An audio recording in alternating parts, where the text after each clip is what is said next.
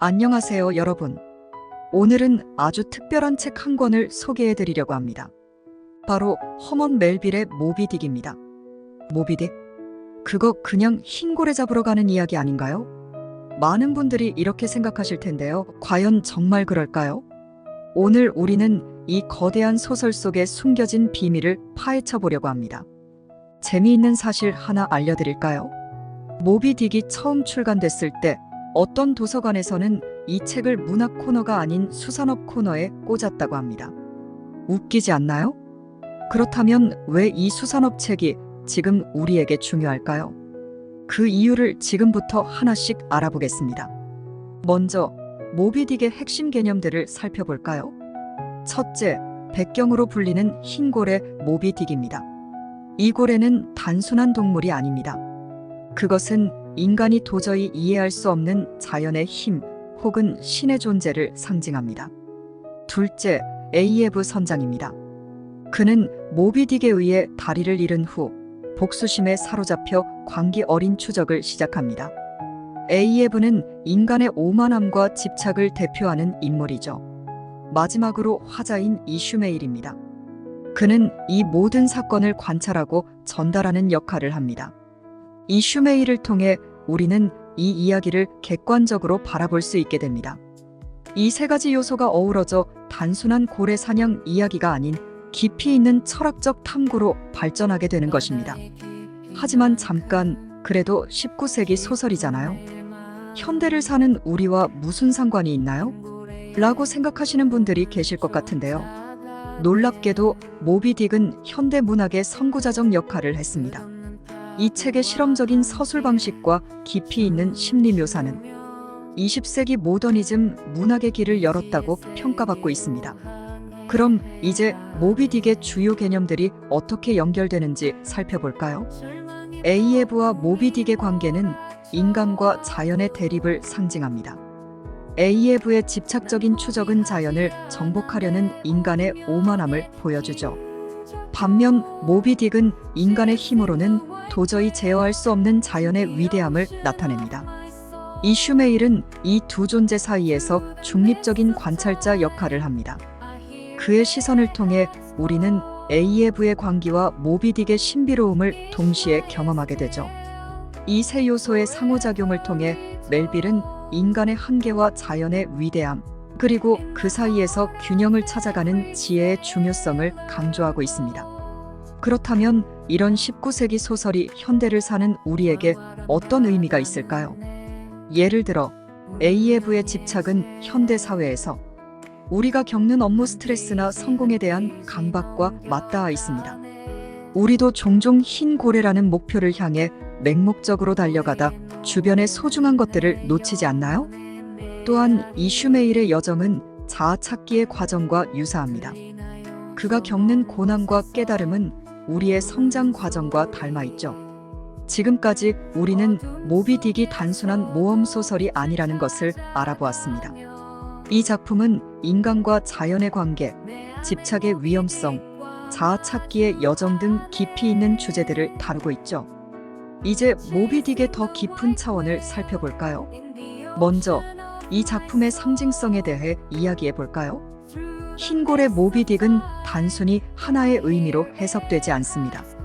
어떤 이에게는 신의 존재를, 다른 이에게는 인간의 한계를 넘어선 자연의 힘을, 또 다른 이에게는 인간 내면의 어두운 욕망을 상징할 수 있습니다.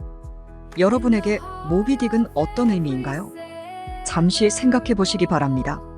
다음으로 멜빌의 독특한 서술 기법에 대해 알아보겠습니다. 모비딕은 소설이지만 그 안에 다양한 장르가 혼재되어 있습니다. 때로는 연극 대본처럼 보이기도 하고 때로는 과학 논문이나 철학 에세이 같기도 합니다. 예를 들어 61장 고래의 계보는 마치 생물학 교과서의 한 장처럼 읽힙니다. 하지만 이런 과학적 서술 속에서도 멜빌은 자신만의 독특한 유머와 통찰을 녹여냅니다. 자, 이제 고래의 골격에 대해 몇 마디 하겠어.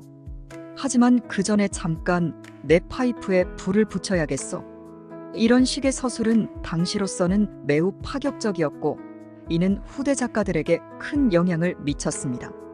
마지막으로 모비딕의 철학적 깊이에 대해 이야기해 보겠습니다. 이 작품은 단순히 흥미로운 이야기를 넘어 인간 존재의 본질에 대한 깊은 통찰을 담고 있습니다. 에이에브의 집착은 인간의 한계를 초월하려는 욕망을, 이슈메일의 여정은 자아 찾기의 과정을 상징합니다. 그리고 이 모든 것을 둘러싼 광활한 바다는 우리가 살아가는 이 세계, 즉 우주를 상징하고 있죠. 내게 그 흰 고래를 보여다오. 내게 그 흰 고래를 찌를 기회를 다오. 에이에브의 이 유명한 외침은 단순한 복수심의 표현이 아닙니다. 이는 인간이 자신의 한계를 넘어 절대적인 것, 불가능한 것에 도전하려는 의지의 표현이라고 볼 수 있습니다. 자, 이제 우리가 모비딕에서 배운 교훈을 어떻게 일상생활에 적용할 수 있을지 생각해 봅시다. 첫째, 에이에브의 집착에서 우리는 균형의 중요성을 배울 수 있습니다. 여러분의 삶에서 흰 고래는 무엇인가요? 승진? 연봉? 아니면 사회적 인정? 목표를 향해 나아가는 것은 좋지만 그 과정에서 주변의 소중한 것들을 놓치지 않도록 주의해야 합니다. 둘째, 이슈메일의 여정에서 우리는 자아 성찰의 중요성을 배웁니다.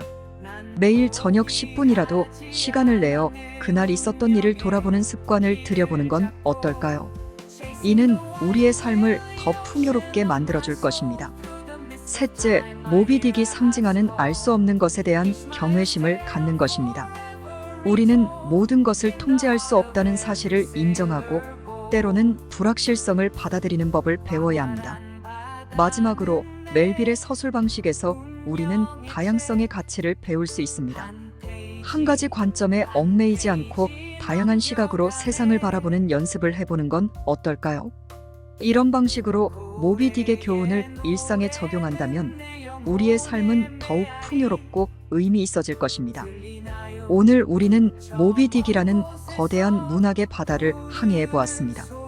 이 작품이 단순한 모험 소설이 아니라 인간의 본성과 삶의 의미에 대한 깊은 통찰을 담고 있다는 것을 알게 되었죠. 모비딕은 우리에게 많은 것을 가르쳐 줍니다. 집착의 위험성, 자아 찾기의 중요성, 알 수 없는 것에 대한 경외심 등 이 모든 교훈은 170년이 지난 지금도 여전히 유효합니다. 우리의 일상 속에서, 우리가 마주하는 도전들 속에서, 그리고 우리가 꿈꾸는 미래 속에서 모비딕의 메시지는 여전히 울려 퍼지고 있습니다. 여러분도 이제 모비딕이라는 거대한 항해에 나서보는 건 어떨까요? 그 여정에서 여러분은 분명 새로운 자신을 발견하게 될 것입니다. 우리는 때로는 에이에브처럼 집착에 사로잡히기도 하고 때로는 이슈메일처럼 세상을 관찰하며 깨달음을 얻기도 합니다. 그리고 가끔은 모비딕처럼 이해할 수 없는 거대한 존재 앞에서 두려움을 느끼기도 하죠. 하지만 이 모든 경험이 우리를 성장시키고 더 나은 사람으로 만들어갑니다. 모비딕을 읽는 것은 단순히 책 한 권을 읽는 것이 아니라 자신의 내면으로 떠나는 여행인 셈이죠. 여러분, 오늘 모비딕에 대해 어떤 생각이 드셨나요? 혹시 읽어보고 싶다는 생각이 드셨다면 그것만으로도 오늘의 목적은 달성된 겁니다.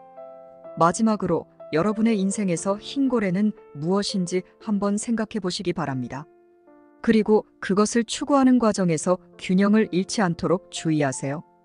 때로는 멈춰 서서 주변을 둘러보는 것도 좋습니다. 여러분에게 조금이나마 도움이 되었기를 바랍니다. 여러분의 생각도 댓글로 남겨주세요.